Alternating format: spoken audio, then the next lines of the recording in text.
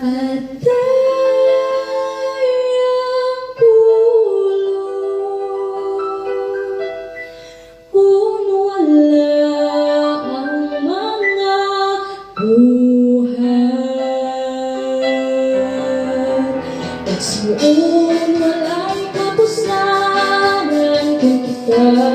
may pagtuuapan wala'y mapakita mga buhat ang nagpasairan ng panalangin sa Ginoo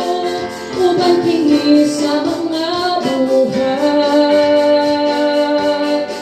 hinahangad kitang matarong sa Diyos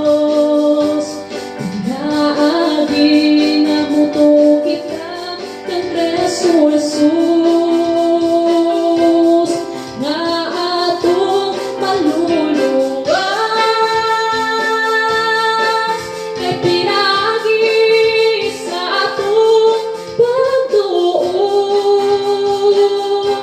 giligo na to ang balaod